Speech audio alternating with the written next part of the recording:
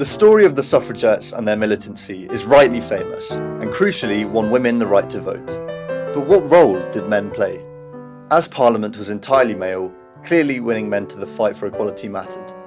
In 1907, Israel Zangwill, a member of the Men's League for Women's Suffrage, proclaimed, "We are suffragettes, suffragettes in trousers," giving men who acted in solidarity with the fight for women's right to vote a name. This is a glimpse of who they were. In 1866, MP John Stuart Mill suggested an amendment to the 1867 Reform Act to give votes to women. Although this first attempt proved unsuccessful, it introduced the argument for women's right to vote in the Commons. Later came MP Keir Hardie, who spoke at demonstrations and wrote leaflets in favour of female suffrage. Despite facing ridicule from his fellow MPs in the Commons, his commitment never wavered. It is rarely discussed, but there were male politicians who took sides with women's fight for the vote. Perhaps none did as much as George Lansbury, MP for Bromley and Bow, whose memorial is here on Bow Road in East London.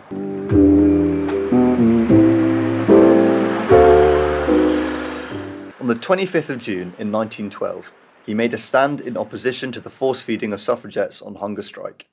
Famously, he rushed across the Commons floor, shaking his fists at Prime Minister Asquith and shouting, "You'll go down in history as the man who tortured innocent women, and you're beneath contempt." He demanded that all Labour MPs vote against all Liberal government proposals until women's suffrage was granted, and when this idea was rejected, in 1912 he resigned from the Labour Party, seeking re-election as an independent, pro-women's suffrage candidate. Whilst many early male sympathisers of women's suffrage were driven away by the WSPU's increased militancy, Lansbury justified the violence as necessary, leading to his arrest, having addressed a rally at the Albert Hall on the 26th of April 1913.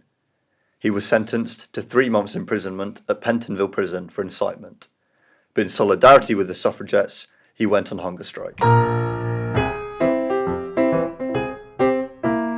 There was mass male support for women's suffrage in some areas among the working class. Sylvia Pankhurst, daughter of Emmeline, sought to expand the WSPU's, the Women's Social and Political Unions, focus to support universal suffrage. It was here, at the site of what was Bow Palace, before it was demolished in 1960, that Sylvia Pankhurst held a great suffrage demonstration on the 24th of November in 1912. George Lansbury spoke to the crowd too, which included many working class men. Ironically, just across the street is a statue of William Gladstone, who opposed women getting the vote. Sylvia, in fact, set up her own East London Federation of Suffragettes, which broke with her mother Emmeline's focus on upper-class women. Sylvia saw working-class women and men united as a more powerful force to win votes for women, one that would threaten the British elite rather than appeal for votes for ladies.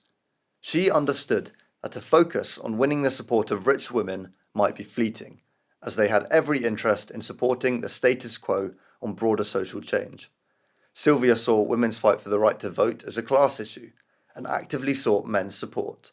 And here, on the side of the Lord Morpeth pub, is this mural of her, painted by Jerome Davenport in 2018, to mark 100 years since some women got the vote. As suffragette militancy intensified, men joined in solidarity.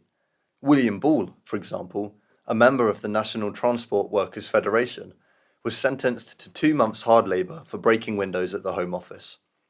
Arthur Franklin was sentenced to 9 months in prison for setting fire to a railway carriage to protest the 1913 Cat and Mouse Act. Of course, we should never overestimate the solidarity suffragettes won from men.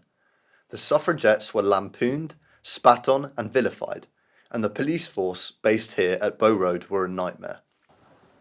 While men joined rallies and protests, it was here, at 31 Golden Square in Piccadilly Circus in central London, that William Garrard set up a dojo on the site of the former School of Japanese Self-Defense.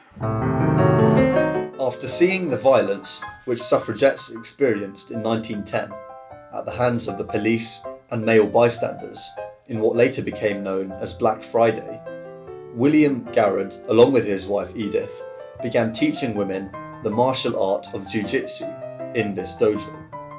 His intention was to teach this form of self-defence, to allow suffragette protesters to better protect themselves. William Garrard regularly dressed as a police officer, allowing his wife to demonstrate the jiu-jitsu techniques which suffragettes could use on him. As a result of their efforts, the term suffragitsu became popular. It is also said that he hid weapons used by the suffragettes under his dojo's floorboards.